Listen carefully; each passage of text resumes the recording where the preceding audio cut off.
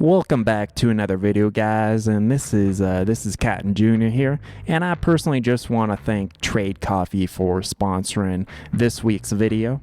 Are you trying to avoid the long lines and the bare shelves at the grocery store during this pandemic? Well, guess what? Trade effortlessly delivers coffee right to your door, and you'll never have to go without your morning cup again. Here's how Trade works. It's real simple. Step 1, take the online quiz and tell Trade how you like your coffee, and they are going to make some matches just for you. Step number 2, choose your delivery frequency, and it'll magically appear at your door fresh from the roaster. Step number 3, you want to rate those matches that Trade made for you so that they can continue to delight you with coffee you'll love. I drink my morning coffee doing all kinds of things to get my day started, and guess what?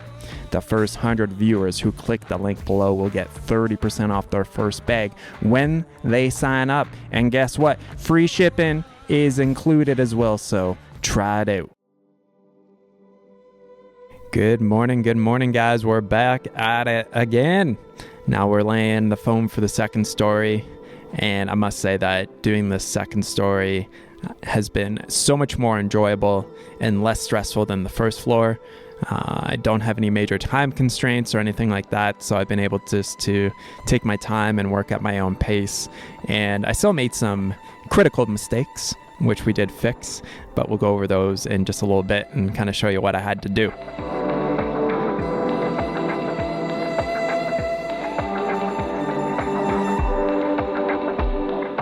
So in order to make the window bucking, we are taking a 2x8 length of pressure treated wood and ripping it down to 6 inches so it fits right in the foam there perfectly. And then using the extra 1.5 inch piece to form the bottom of the window bucking there. And just by doing this by myself, I was able to figure out better ways of doing it than how I was showing, and much more precise ways. And that's the thing, when you start doing this stuff yourself, you start thinking of ways of doing things more efficiently and more precise, and not always relying on somebody else to tell you how to do it.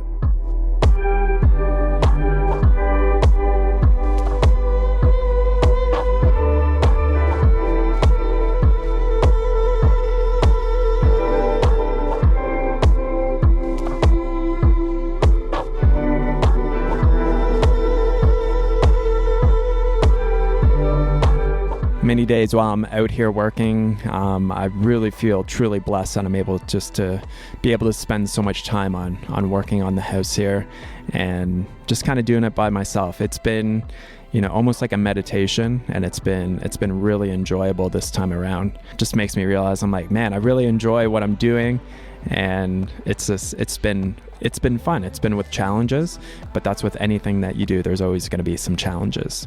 So I figured that this would be one of the best ways to hold the window bucking square while I get those 45 angles in there. And there's always like little things that I'm picking up from watching people on Instagram and stuff. And I didn't realize that that little thing that kind of sticks over and will hold a piece of wood on the saw there could be used as a stop. And I was like, that's a great idea. Now this is where the trouble started right here. So these windows, I bucked them out, or I made them to be 5 feet tall. And when we were putting them up, Hannah was like, aren't those windows the same height as the ones on the first floor? And I was like, no, Hannah. I'm like, on the window schedule, it says a 5x5 window and a 4x5 window. But when I looked at our window order, sure enough, it was a 5x6 window. So these are all supposed to be 6 feet tall instead of 5 feet tall. And that means I have to take them down and rebuild them. And not only did I have to take them down, rebuild them, but I had to take them out, rebuild them, and then cut them lower at a later point when I realized that I made a boo-boo. So a much better way of being able to cut out the window bucking with the foam here is just setting up a laser level like I have right here, so I can make some marks on the foam, and then I cut it out with a circular saw. On the original video that I posted when we did the first story, I used a Sawzall to cut them out, and the circular saw just makes such a cleaner and straighter cut, and much easier than doing it with the Sawzall if you're looking for perfection.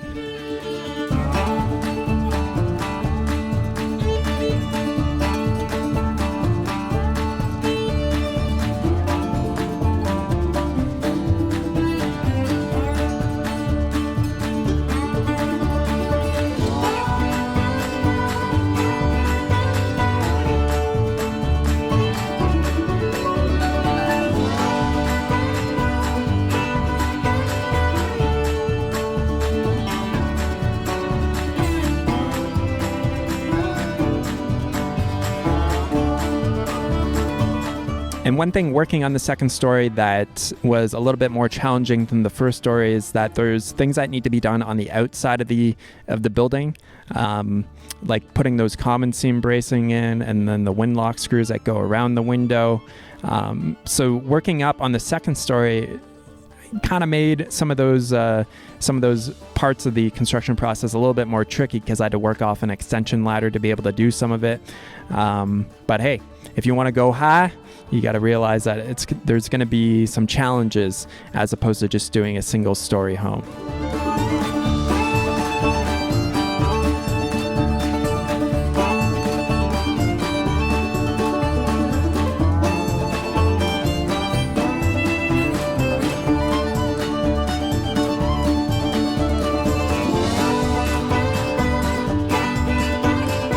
So the way that you build with ICF is you start at the corners and then you work your way in towards the common seams.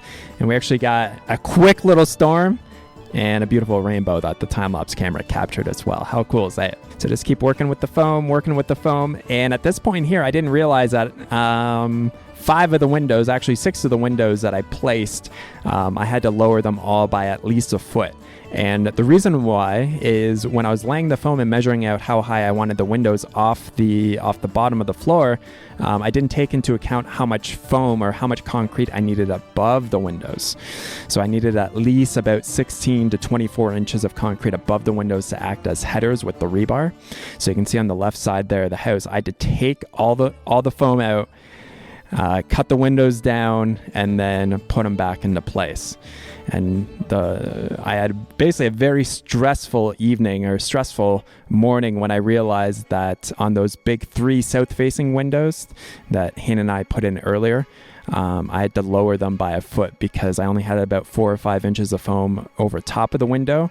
And I just didn't clue in until afterwards. And I'm like, oh my God, I need way more concrete above the windows because they are acting as headers. So as the roof trusses sit on them, so that it can actually disperse the weight of those trusses through the concrete and not directly into the window.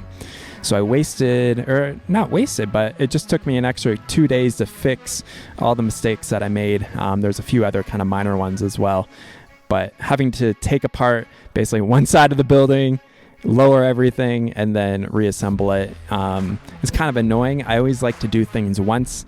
I hate doing things twice, but you got to make things right. So if you catch those mistakes, then you got to fix them, because what would have happened is that those 3 windows at the top, the glass would probably have a huge crack going through it relatively quickly, because the weight of the roof is not being dispersed through the concrete. It's going right directly into that window bucking and that framing.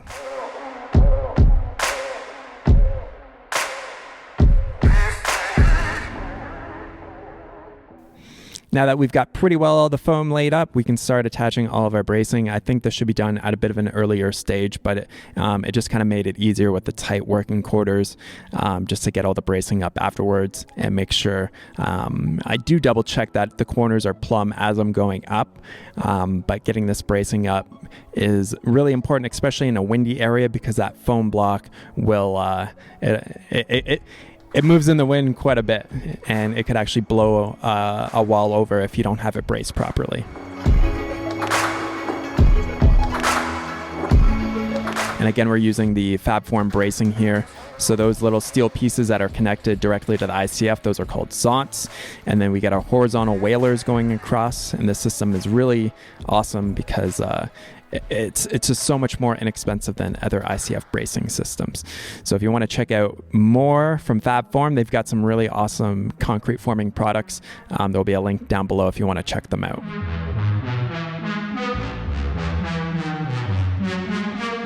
Now on this side of the house here, I wanted to make a temporary walkway so that I could put a ledger board up. So you can kind of see where basically the first story and the second story kind of end, where the foam blocks are discolored differently. So the we didn't do this ledger board on the first board because it's on the next level of ICF block, just a little bit higher. But again, just using some of this fab form stuff, creating a temporary walkway so that I can get the ledger board up. I'm not showing the ledger board install because I showed how we did it on the first story. We're just putting it up the same way.